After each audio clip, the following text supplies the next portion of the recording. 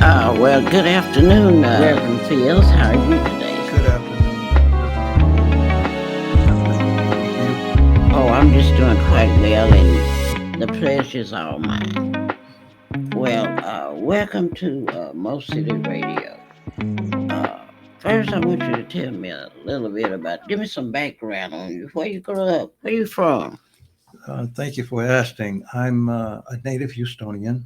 I was reared in Houston, Texas. I went to a local high school in what the former mayor would call the 4-4, which was Acres Home.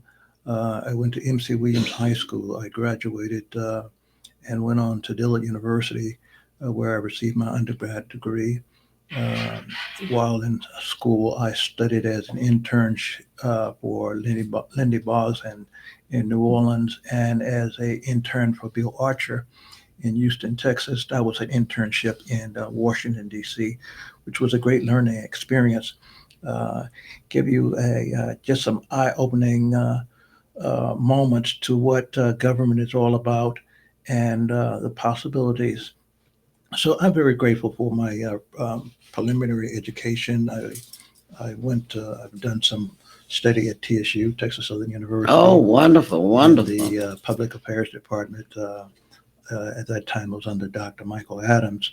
In fact, I partnered with the Texas Southern University and the Public Affairs Department in a recent candidate forum for the last um, district election, and it was very successful. We partnered with Public Affairs of Texas Southern and with Rotary Club of Herman Park.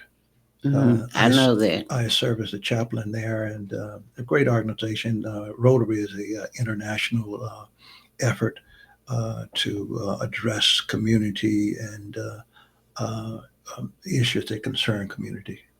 Okay, interesting. Yeah. You've been doing and having this community for a long time. Yes, ma'am. I have. I've served as a senior pastor for three different churches and two different 501c3s.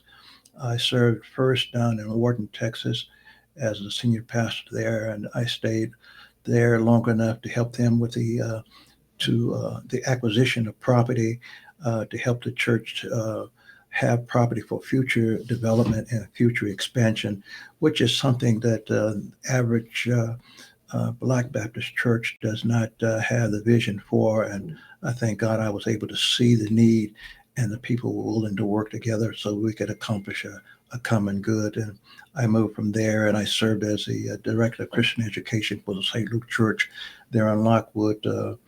And I served there a number of years until I went to pastor the First Shiloh Church, and I stayed there for roughly about 10 years. I was able to direct and guide them into historical marker to a historical marker and historical status. It is a great church of the Fifth Ward community, and it's had great leadership over a period of time. I was blessed when I was there to have had some very senior members.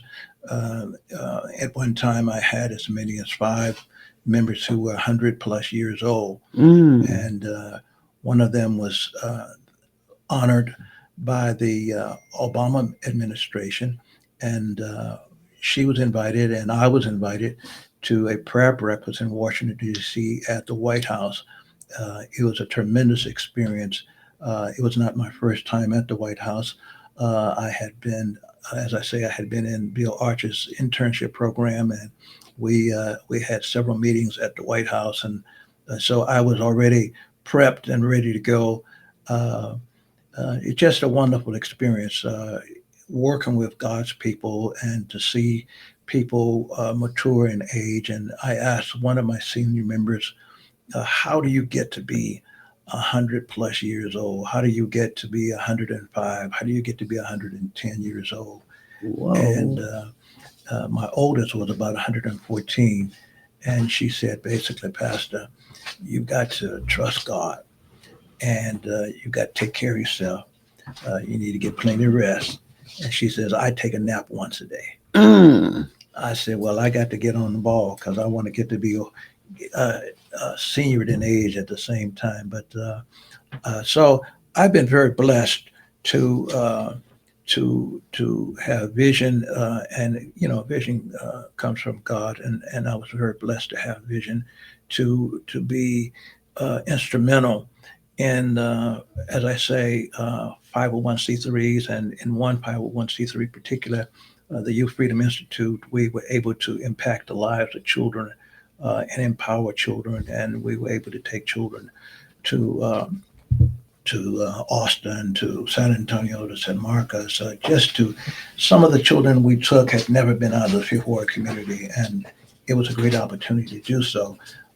In fact, as I recall, we were able to take some children to the Federal Reserve Bank, and at that particular event, the children were able to see more money than they probably, well, I know that than they had ever seen before in their life, and maybe ever will see in their life. And one little boy said, "Pastor, this is so much money.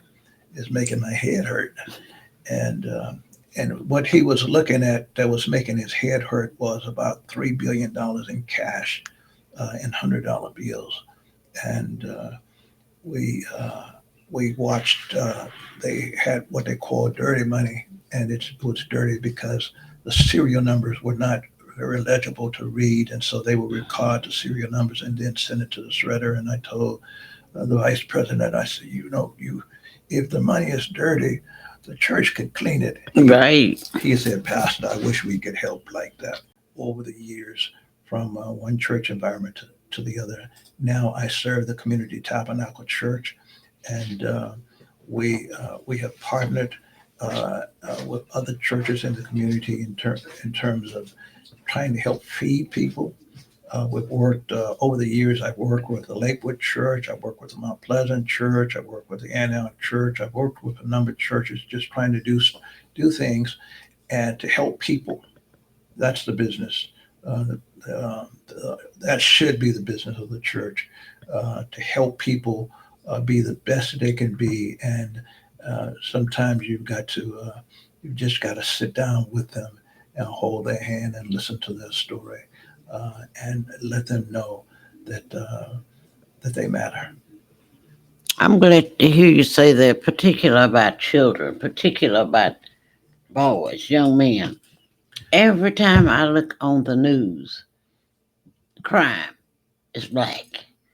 Well, I don't let me quite say, understand that. um, here's the thing: people need opportunity in order to make money, and if you close a door where they can't get in the door and make honest dollars, then they're going to pursue the alternative.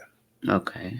Uh, I work with a group called Black United Fund, and that program they had some guys who were reentry guys back into the community, and we work with them. This is many years ago. Work with them, trying to help them to develop and learn a skill. I do construction and renovation when I'm not in the pulpit.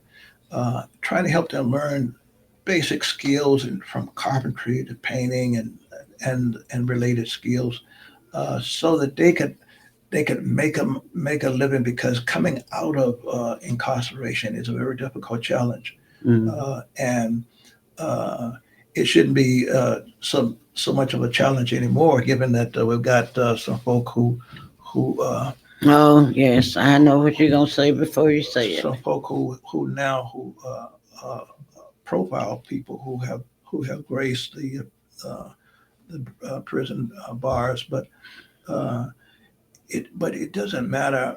Uh, Everybody needs a chance. Everybody needs an opportunity, and if they don't get the opportunity to make a living, a livable wage, and uh, there's so much fuss about how much folk ought to be paid, and all that.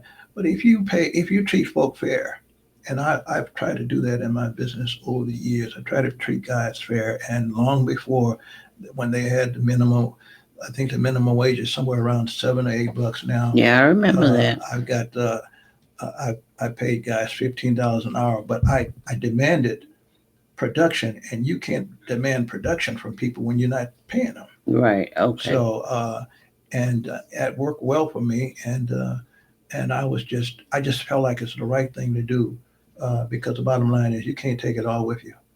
You know, I don't care if you have 100 or 100 million or 400 billion. You know, you can't take it with you. So uh, it's in the, if you really have a concern for people, then you try to help people in every way possible rather than hinder them.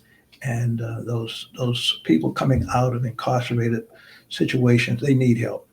They need encouragement. You know, you spend all the time trying to reform them. So if a guy is reformed and ready to reenter, then he needs a real opportunity, a legitimate, authentic opportunity to re-enter and to move forward. And so many times that does not happen because of the gray areas. But I've tried to do that, and I did work with the Black United Fund effort.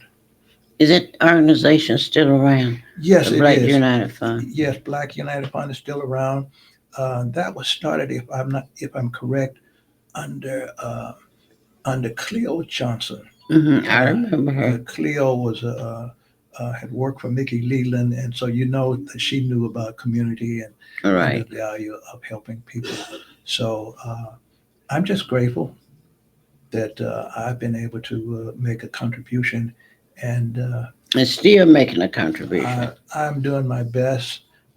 We at the Community Tabernacle Church, we have Bible study on Wednesday that starts at 7, and we meet on Sunday. It starts at 10. We in our third year of functioning as a church, and we're grateful for that. We're looking for great things to happen. Okay, now tell me, you mentioned your church. Where is it located? We're online now. We do On Zoom. Lyons Avenue? No, we're no longer on Lyons Avenue. We were on Solo and Hurst, but Mm-hmm. we ran into some challenges with the there. But we were very glad to have worked with the Mount Pleasant Church as long as we're able to. But we just thank God for all that has happened. That's been beneficial for us as a church body. Good, Yeah. good. Well, it's certainly interesting to have you with all the ideas you have, and particularly young people, particularly the boys. Every time I turn on the news, there's some black child, black boy, Mhm. and sometimes they're real young, following their brothers. I don't quite understand what Well, happens in their what homes. happens is children will duplicate what they see quicker than what you tell them. You know, Okay. you can tell them all day long, hey, now you need to go straight down there and go around the corner and then go down about 50 feet, and then over there is going to be a place to sit down. Well, if they've got a brother who or sister or somebody who walks them down down the street, round the corner to that place, then they know it. Hmm. They got it the first time. But if you just tell them, it's still a gray area. And so for so many, there's a gray area. And then so what happens is they they see negative behavior that pays, Okay. and but the payment is temporary. Right. Okay. But they see they don't think about the long term. They see the dollars, and they see the bling, and they want it, but they don't understand the long term effect.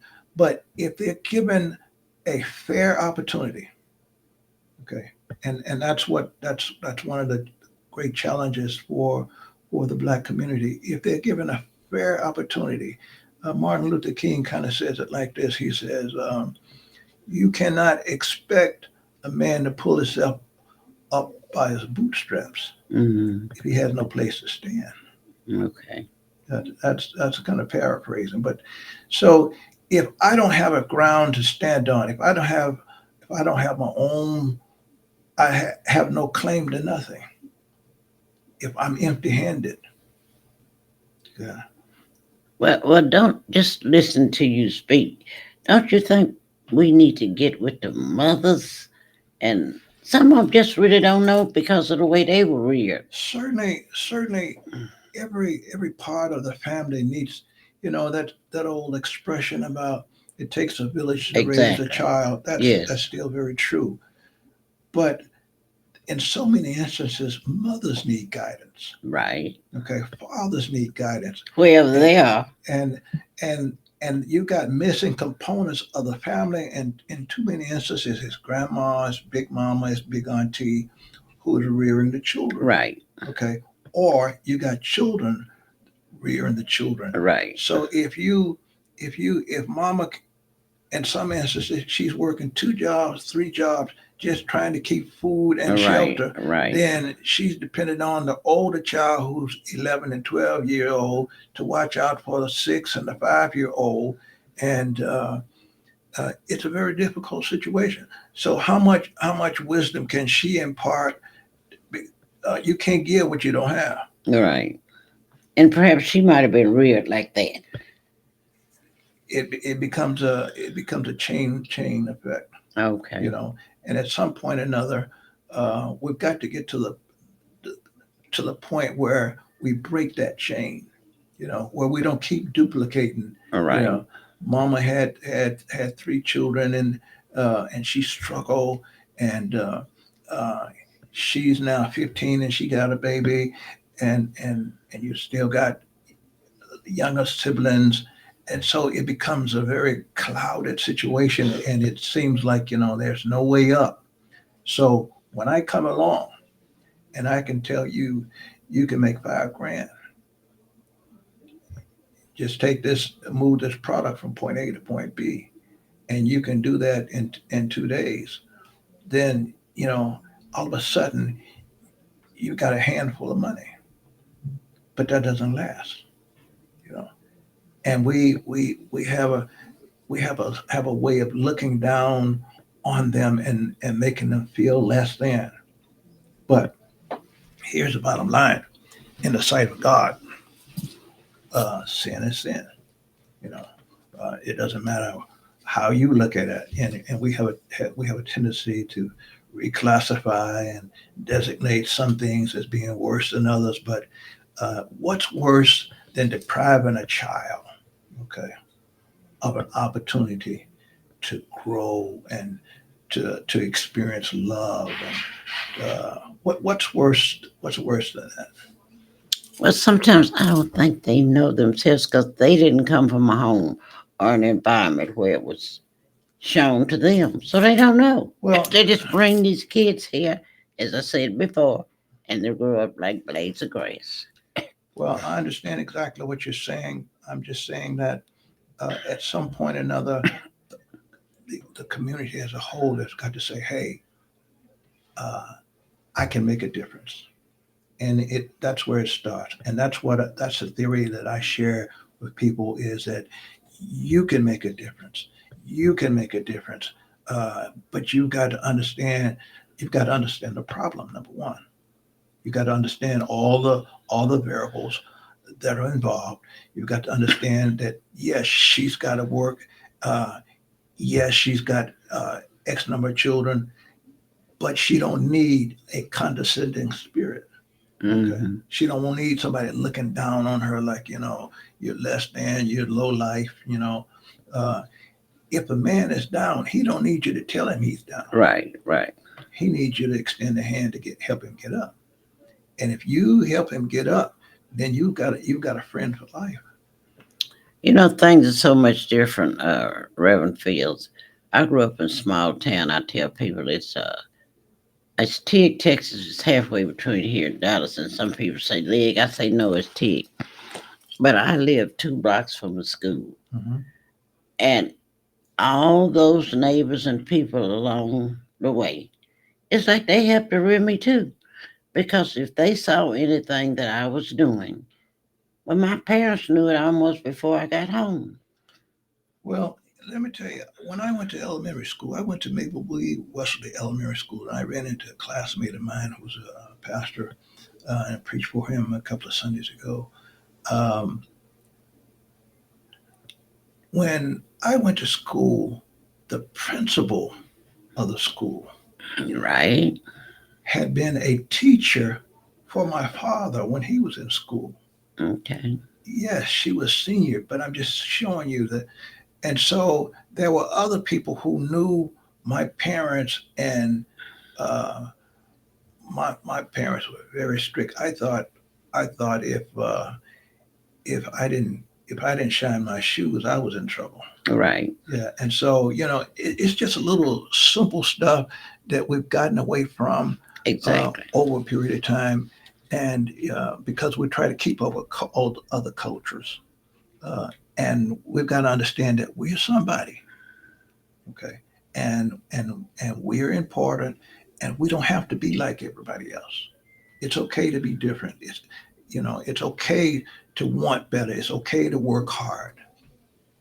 So you say you have some organization now, particularly with boys, that you're trying to impart that and teach that to them.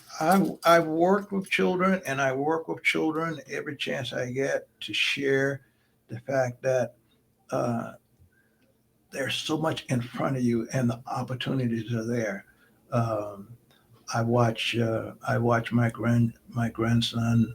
He's my youngest daughter. She's invested so much into his growth, and I think that when we fail to understand that, if you even if it's just a little bit of an investment, if you invest your little bit and I invest my little bit and somebody else invests a little bit in a child, it makes all the difference in terms of their whole perspective and what they can accomplish in life. Well, we got to get these girls too Hmm. out of saying, you know, they run around here. They not married, and they have all these babies, and they Well, say, "Oh, I just want something of his." You know what I tell them sometimes? I say, "Get his T-shirt. hmm That's something of his. hmm You don't have to have his baby." Cause he going on and doing and having a baby with somebody else, but you don't have to be one of them. well, we have gotten so off track in terms of our perspective about who we are. And young ladies, when they recognize that having a baby is not going to make them, Right. okay, uh, and uh, you need to accomplish something. I tell people all the time in marriage counseling, uh, you don't need a half of this and a half of that coming together. You need a whole man and a whole woman coming Right. together, Right. okay, and who understand the vision, and set course and move in that direction. And too many times we just drop the ball. But and I think it comes from maybe we've gotten tired because it is a struggle, uh, and we've lost a lot. We've lost every time somebody who's senior in years, matured in years, moves off the scene. We've lost wisdom. We've lost knowledge. We've lost a treasure of information that could be shared.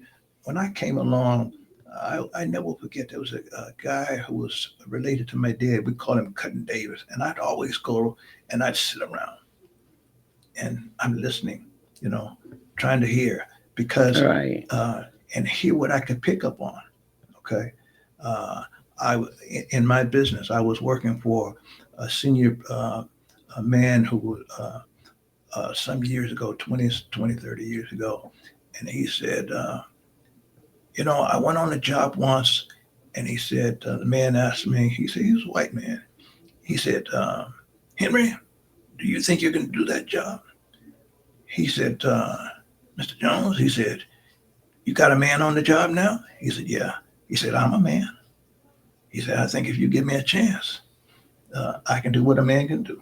Right. But we've got to boys and girls have got to be encouraged to move forward and not be distracted by pillows and pillow talk. Okay, uh, we just gotta do better, but it takes everybody. And here's something I used to do uh, with my youth freedom program. I would bring people from the community who had accomplished something, lawyers, doctors, Right. judges. I could bring in two or three of them a week Good. and, Good. and let them talk to the children to encourage the children. Hey, I made it. You can make it. It wasn't easy. I worked hard, but I made it. If you follow the same format, you can make it. I took children to the courthouse.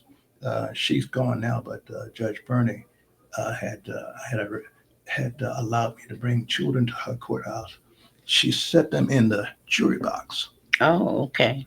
and she put on a black robe and lectured the children Wonderful. on more than one occasion. Okay, like I said, I've taken children and put them in position where they're exposed and learn and see things. And the more they see, then the more it starts to register with them. And I'm glad you just keep harping on children, children. Now, how can we get involved? How can the community get involved? Maybe to help you. Well, You got a children's program going on right now. I've got a children's program. I've got a community effort going on. We do things to try to make sure parents have. We work with feeding opportunities to. In fact, I worked with some of the other churches in the community when they were Good, having good. food distributions. And I've had them. I've had forums. Uh, it's a matter of folk uh, getting getting the me out of the way so us can get something done. Right. Well, just keep on doing what you're doing, Reverend Fields. Now tell us again, where is your church? I Okay. mean, your physical location where you Okay. have church on Sundays. We are online now. Hmm. We're online now, and we can leave that information with you so people can call in and they can be blessed by the sharing of the word of God. We're online now. We are in the process of moving forward to get a new location, a new physical location. Okay. Okay. Well, it's so very important because I'm telling you, every time I look at the news, it's just black boys, black young men, just going up path. They're not doing anything. We And who we are our young ladies? Who they gonna have to marry? we just got those who've already made it have got to pick up the baton and say, and make the commitment to try to help somebody. Just have one. Just You help have one. just I just have one. one. If He has if one. I help somebody and you help somebody and she helps somebody and he helps somebody and we've got 100 folk helping, not 10 or 15, but helping one person, Right. uh, then it will make a major impact and make a difference. Because let me just tell you, uh, on the flip side, we have become as a people we are a target. Okay, but we need to make the commitment among ourselves that we gonna do better and we gonna be better and we're gonna make it better for the children. But give us the location. I'm gonna ask you this again. Okay. Give us the location of your church, so we can come Okay. and get involved in some of your programs to help kids. Let me give you the email address Okay. and give you a telephone number so that people can write and because uh, we're in transition right now. Like I say, we were on Solo and Hers in the Freeport Right. community. Uh, uh, the email address is uh, fieldsjohn 582 at gmail.com. Say that again for our listening, watching audience. Okay, that's Please. Fields, Fields, John 582 at gmail.com. And you can call us and get some more information at 281-734-5948. Repeat it again. 734-5948. Uh, it it is so important that people get involved for the simple purpose of helping somebody. Okay, not for somebody to pat them on the back. Uh, if you do well, then then you can hear well done. Right. That'll come to you Right. later on. Exactly. And I tell people all the time, if you Ex- do well, then you'll hear well done. But if you don't do well, it was Jesus who said, "Suffer the children that they should come unto me, for such is the kingdom of heaven." So we have morally, we have a responsibility. They're our children. Yeah, I know you didn't birth them, but they're still our children. Right. Right. And we have a responsibility to. And when we start, if we can come together for the children, it will make a difference all the way across the board in our community.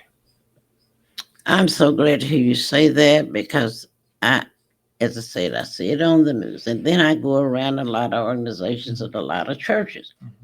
There are no children there. Grandmother's there, mama's there. Where are the children? Well, Still sleeping or something? well, what happens is in so many settings, we've let children make adult decisions. Oh no. Mm, Because when I grew up, we didn't have the option as to whether we were going to church. On Sunday. exactly. We didn't have Right. the option of whether we were going to school. We didn't Right. have. We didn't go and sit and have an option about what we are going to eat. Right. Mama fixed A, B, and C, and either you ate or you went You home. didn't eat. Yeah. Right. And so it was in your best interest to go ahead on and eat. I remember when I was growing up in Tig. I don't know if you've heard of my hair, but it's what they serve back hall. Even though I wouldn't drink and still don't drink anything but red wine, Mhm. but I would go to my hair and we'd dance forever. Mhm. And my daddy would say, if you can go over there and stay 4 or 5 hours, Mhm. you can get up Mhm. and go to church. Mhm. And I grew up AME, and we stayed there from Sunday school, and then we'd have service and get out, and then we'd have to go back for 3 o'clock service. So it was an all day affair. Well, I understand exactly what you're saying. When I grew up, in fact, my dad was the pastor of the church, Oh, okay. and I know you were I there. had no choice. And we didn't get ready on Sunday morning. We started getting ready for church on Saturday because we Mhm. knew what we were going to wear, and so we didn't have to look for nothing. We didn't have to. We got our shoes ready. We got our clothes all ironed, everything in order. So come Sunday morning, we got in our clothes and we were ready to go. And uh, it was not optional. Right, Yeah, right. That's what I'm saying. it's called, this is the program, Right. This is what you're gonna and do. this is what you're going to do. And it wasn't, we didn't have choices and perhaps we've gotten away from uh, rearing the children as opposed to putting them on remote. Right. We got to get a hold of our children. And hands on and And, just, yeah, oh, yeah. see. And we got to do it in love. uh, when the children know they're loved and you have their best interest in heart, it makes all the difference. Well, I'm just glad to hear you talk about our children. I mean, it just pains me Mhm. when I look at the news and there are all these young men. I don't know what our young ladies, what they gonna do. Where they gonna find a husband? Well, the population, the ratio of men to women is way down. Or is that right? Yeah, well, it's always going to be an imbalance because traditionally, when wars were fought, men went off to battle. Right. So you lose a bunch of men, and so now you've got uh, five, five, five young ladies looking at the same young man, or the numbers are up now. Maybe Is about that right? the numbers are up, uh, but and so they are choosing some alternatives. Um, but we've strayed away from just basic stuff that we've done over the years that has worked. Uh, and I think people lose sight of that. The fact if church was good enough for you, it's good enough for your child. Right. Yeah. If you didn't eat steak every day, so your child don't need to eat steak every day. I mean, just basic stuff. They need to understand, what it tastes like to eat a peanut butter and jelly sandwich, and they need to understand about, some how to stretch and make stuff work, and why you do A and B, and why this happened, and A happened, and B happened in order to make C and D flow together. You know, and we gotta talk to them. We gotta share with them, and we gotta guide them. Not drag them, but we gotta guide them, because there are other avenues of information that they have, and so now we've got competing factors. Okay. Okay, before, when I grew up, we didn't have a television in the bedroom. In fact, it was a long time before we had a television. Period. Right.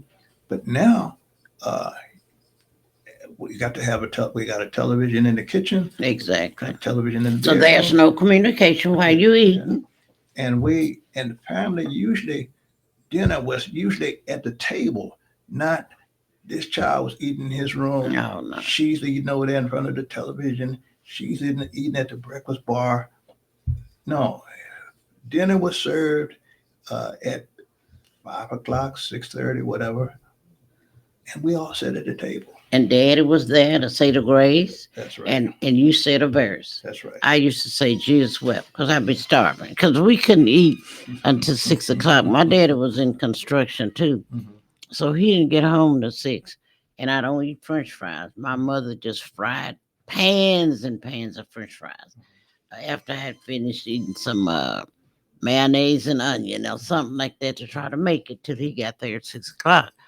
But people don't do that now. They don't sit down and eat in meals together. Well, there again, when we as a people start doing things together, working together, uh, just sitting down at the table together is major, because it gives you a chance to talk to the child, hear what's going on with them, talk to the man can talk to the wife can talk to the husband.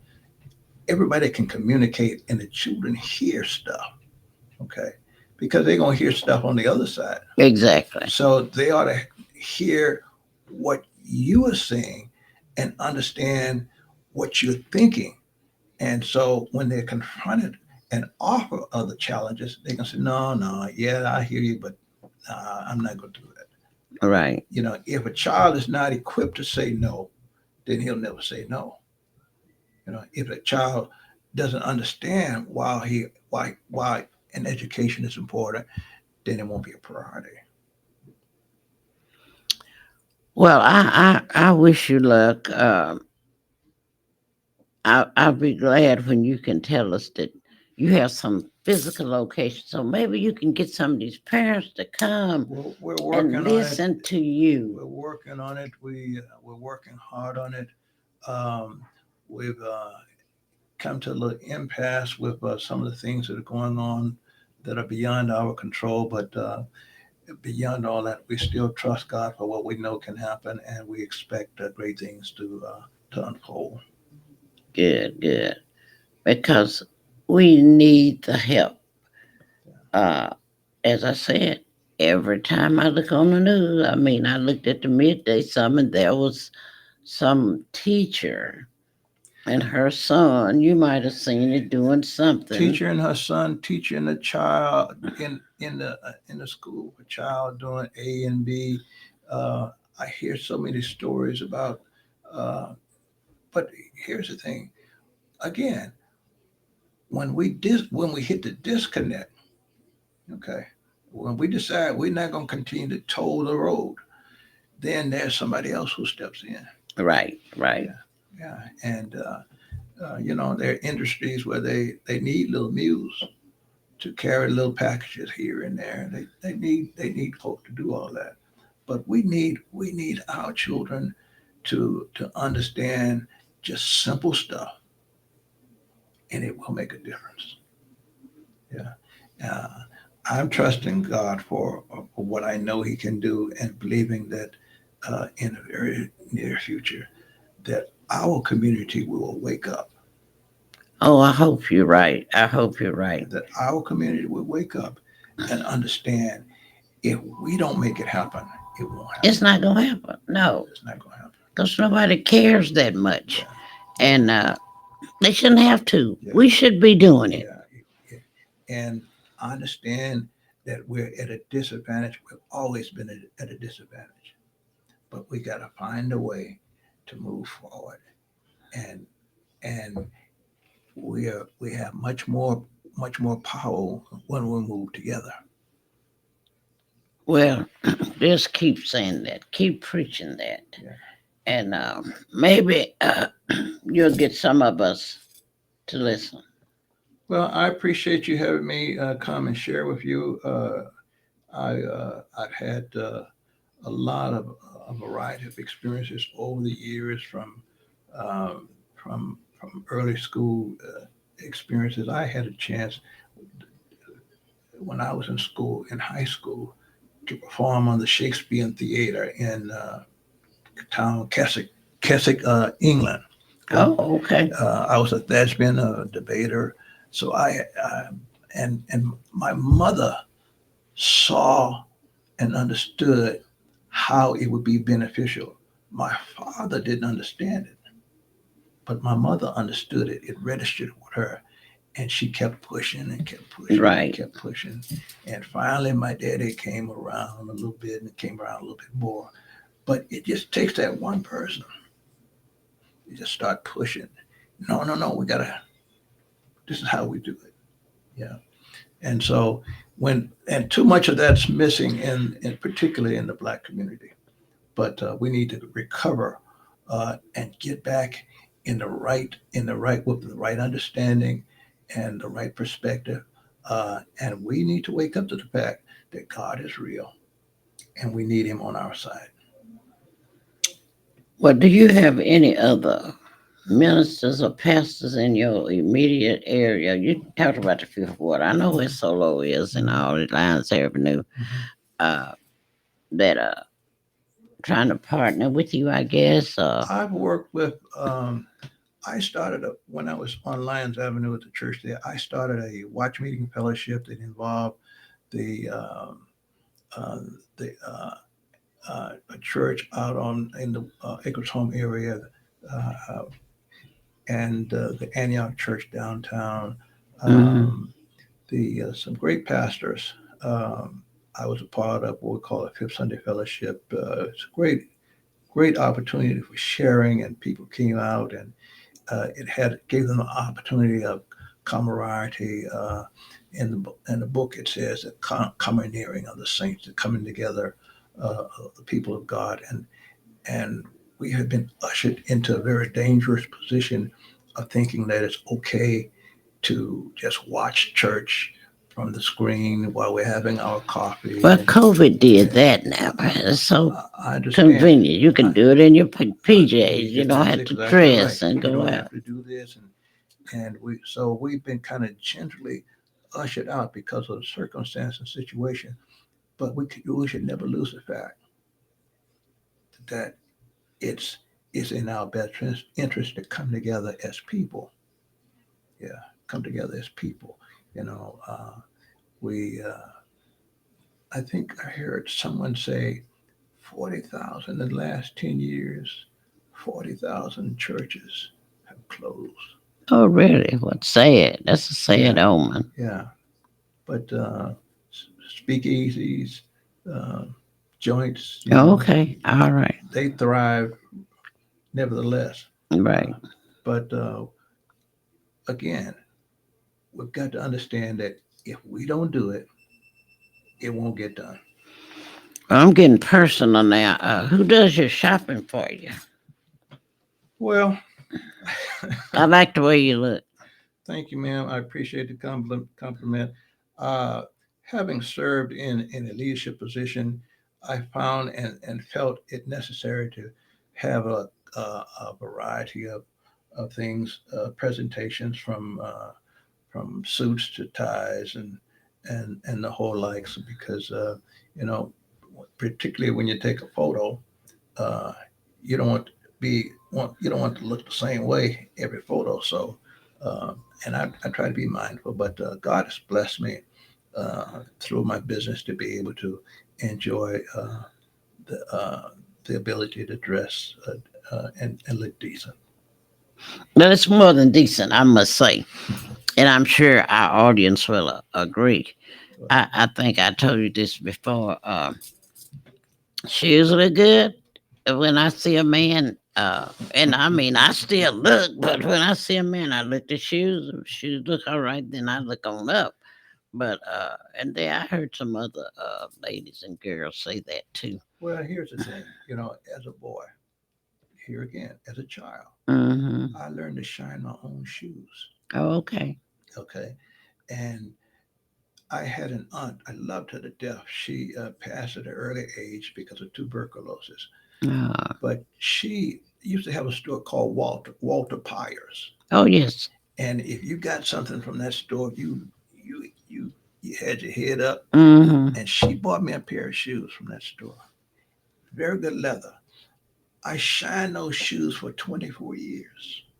You kept them that long and they were decent I looking. shined those shoes for 24 years. And the only reason why I got rid of them is because it seemed like my foot has gotten a little bit bigger. But for 24 years, I shined those shoes and I shined them and I could actually look in them and see myself. Oh, you shined them. Yeah. That's But a shine. but but my dad, like I said, he was in the military, and he had all kind of little corny Right. expressions, but shining our shoes was a staple point, and we dare not have our shoes shine when we walk out the door. That's wonderful.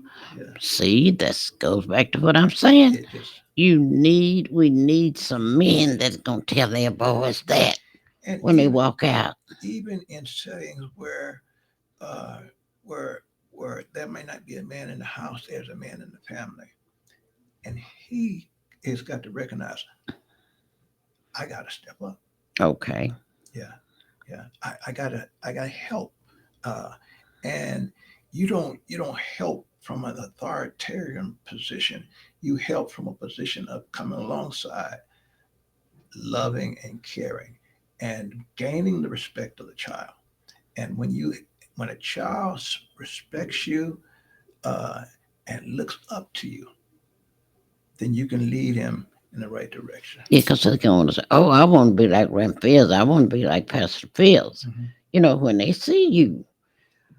Well, I'm just glad to hear you say this again, and please keep doing what you're doing. You pray for me, pray for us, Right. and pray for us as a people that we can hear the bell ringing, saying, wake up, and wake up and get up and get busy."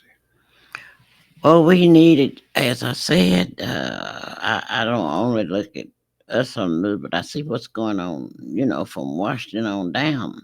So we need everything we can muster Well, to make it and still look good, look well in the community. it's proven.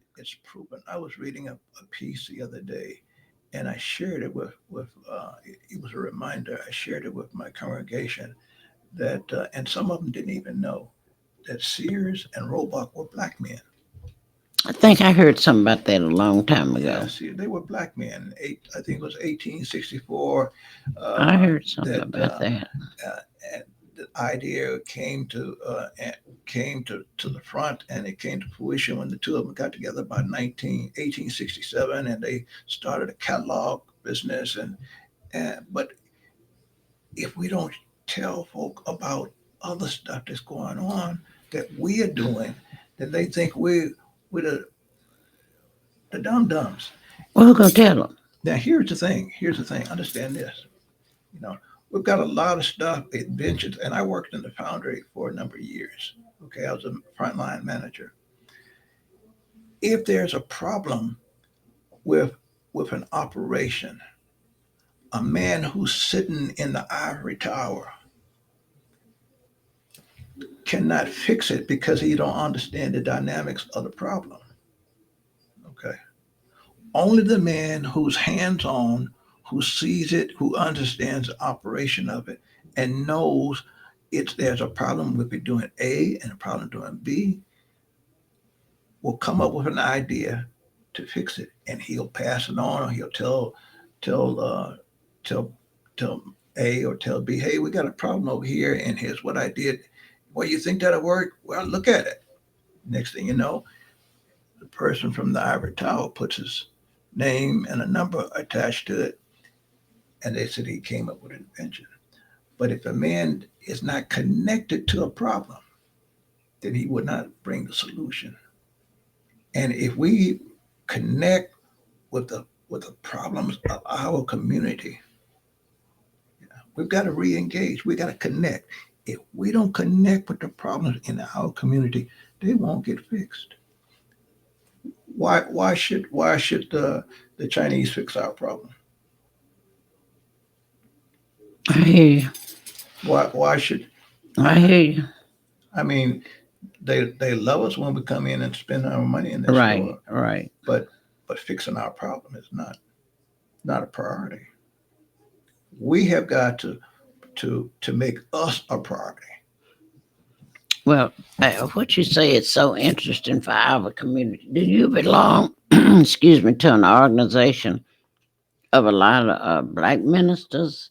I I've connected to several of the Ministers Alliance groups. Most of them know who I Mm-hmm, am. mm-hmm. From the Southeast Ministers Association uh, to the from one end of the town to the other. They metropolitan. They know my name. Um, the but I Here's the thing. I want to say that just because we see somebody moving forward, don't mean we can't move forward. Sometimes we can all get on the same wagon. Okay, you don't have to be mad because the wagon is going forward. Just get on the wagon. See, you got to tell them, there's room for everybody to help. That's he think he's No, we got to get out no, of that. get on the wagon. Right, Yeah, because what you do is important. What he does is important. right. Yeah, and we it's called maturing and yeah, moving above. Uh, That is good, so petty. good friend of mine, Dr. Georgia Provost says, Pastor, there are a couple of things that MD Anderson can't cure. I said, what is that? She said, envy and hate, and jealousy. That's true. Yeah. So That's true. Well, we encourage your brethren and your peers. We can do this together. And you know what? Just listen to you speak. Maybe you're going to have to take. I'm not trying to tell you what to do, please, because I don't know anything about ministry and stuff.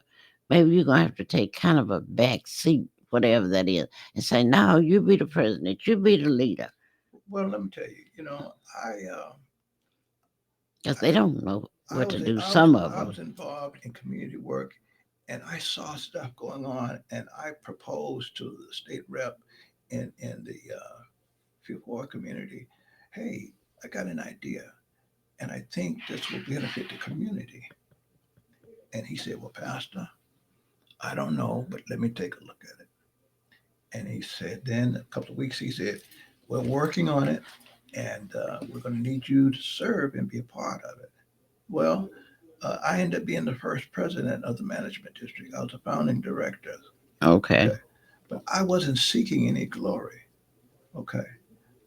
I just wanted people to understand here's something that will be beneficial to our community. And that's what everything I've started, everything I've tried to move forward with, it's always about trying to make things better for other folk, you know. And here's the thing, if everybody around you is better, then there's gonna be some residual. Yeah, yeah. Right.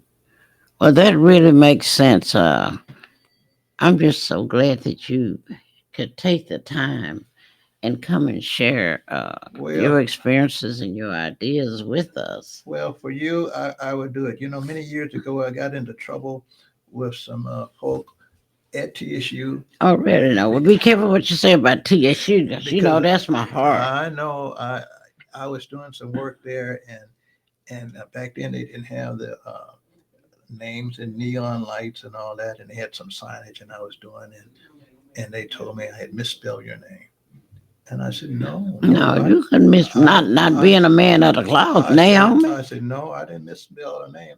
I printed what you have on this piece of paper, and they said, let me see it, and I showed it to them. They said, oh, somebody misspelled it.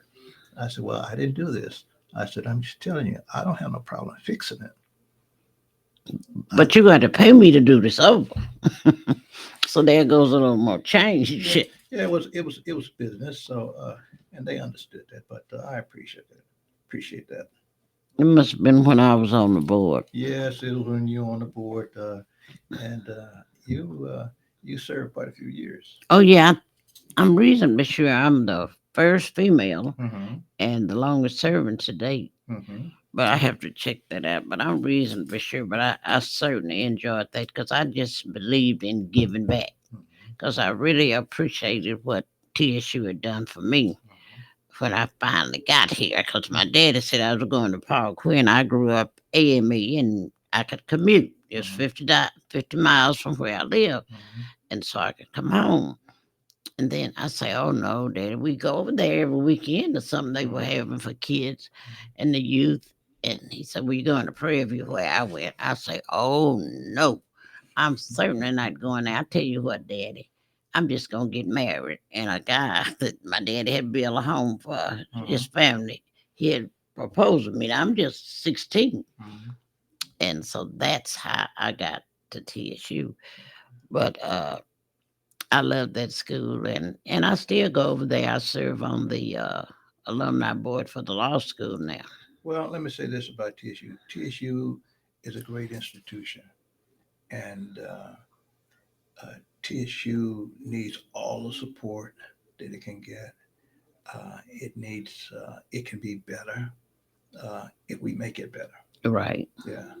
Uh, there are opportunities. I had an opportunity to share with the new coach, football coach at What's his TSU, name? Coach Chris Dishman. Okay, that's not, Yeah, I heard that name before. he's a former Oiler, former Washington Redskin player. Oh, okay, that's why I Back heard it. out in the day, I think he played for Denver, Frisco. He coached at Frisco for a while, but just a individual, tremendous individual. And TSU was able to beat Prairie View this year Oh yes, we beat them in football and basketball. and win a few more games, more than they've won in 20 years. Oh, I didn't Uh, know that. so Wonderful. um, he's got a wonderful weight room over there that's open now, and he had some challenges with that. And I had talked to him and encouraged him on several different occasions not to grow faint or weary, and try to extend my voice to help in whatever way I could. But keep on helping TSU Well, any way you can. I used to go there every day. I went to the dean of the law school once and said, I'm coming over here to help you raise some money and you don't have to pay me a thing. Uh, and I did that until COVID. I mhm, went every day except Thursday. mhm. I didn't go on Thursday. I had to get my kitchen straight. I don't know if you understand that term, but I had to go to I the beauty I understand it. parlor. I've got daughters, so I understand that. Oh, okay. Your daughters, that's good. I'm glad you said that. How many daughters do you have? I have four daughters. Four. One passed. She had a challenge of breast cancer. Oh, But sorry. the other three daughters, two of them are CPAs, and one is a chemist. They great. They're doing great things, and I'm very proud of each one of them. Good, Yeah, good. No boys, just four I got daughters. grandsons Okay, all right, all right. and some granddaughters. They are some blessed little people. Okay. Yeah, What ages are they? the youngest, Your young grandchildren. my youngest grandson is almost three. He'll be three in July. That's a good month. But it seems like he's 7 years old. Really? Yeah, I mean, his level of comprehension and his understanding of his environment and how things work around him is beyond the imagination. Now, how old did you say is? He's just past Really? 2.5 Is years he old. going to school already? He's already in school. He Good. can I firmly he believe can in count that. to 100. He can Good, he knows his good, colors. He knows numbers. He good. recognizes objects. In fact, the other day he told his dad. He said his dad was going to the store. His mother had just told him about some things, and he was sitting there watching his little picture, and he jumped up and ran to the door, opened the door, and said, "Hey, Dad." He said, "Yeah, what's going on?" He said, "Bring some bananas. We're short on bananas." Hmm. Well, his mother didn't tell him that, but he understood that because he saw how many they had, Right. and it's like he's got this photographic memory. Hmm. Just a Hmm. wonderful little fella. Good. Is that your youngest? That's my youngest. Yeah, Hmm. and he tells his mother, "Mom, uh, I'm going to be a CEO." Oh, what? Now, at 3 years old, 2.5 or three, he Yeah, knows what a CEO is. he knows what Oh, a he's a CEO. genius. I He would call knows that genius he talk. knows what a CEO is, and he will go to her office, and she's got a place for him to sit and watch, and Hmm. while she's continuing to get some work done, Right. and he options for so, no, Mom, I need my desk. And so he'll hop in her chair and hit the controls and lower the desk down to Oh, really? operable level I so he wouldn't can. know how to do that. He's. I told her he's borderline. If he's not at least borderline. Right. That's a Yeah, genius yeah. talk. He is tremendous little fella. Yeah, tremendous. Yeah. Good. Now, what about your other daughters? Do they have children? My I think I met one of your daughters. In fact, I'm sure I did. you've met a couple of them. One of them got married somewhere in Fort Worth, maybe. You've met that's the youngest one. Okay, She's a CPA. She right, has a firm. right. Uh, there's one of the television stations that call her and have her come on and do a piece with them during the tax season. Mm-hmm. And she's doing a great job. Good, She good. has a beautiful office. I've got another one who's in Arizona who's a CPA. She's the All three of them uh, are CPA. no, two are CPAs and Okay, one is a chemist. okay. So I'm very proud of them. Well, Yeah, you should be. You have yeah, very every right to yeah. be. And they all went to they didn't all. She one went to A&M Okay, and two of them went to HBC good, good, schools. good. I was And waiting for that. yeah, they went to HBC schools. So Good, um, good. I went to HBC Right. school. You went to And Xavier, did you tell no, I me? went to Dillard. Okay. I went to Dillard. I had been accepted at several institutions from the West Coast to the Midwest. Notre Dame, Indiana, Washington University, Stephen F. Austin, Rice, Dillard. Really? I was accepted at several schools, but I had an uncle who prevailed upon me, and he said, well, "This is where you need to go." This is where you need to go, and that was Dillard. Dillard. Okay. Yeah, For some reason, I thought I heard you went to Xavier. I had daughters who went to Xavier. Oh, okay. Maybe that's what I heard. Yeah, Well, it certainly has been a pleasure having you, it's my pleasure. Reverend Fields, and we can maybe do this again so you can follow up on some of these ministers, these preachers of these big churches that are going to get these parents interested in helping young people? Well, it'll take a lot of work. You know, let me say it like this: we got to get the I out of the way so us can get something done. Oh, okay. All right. I agree.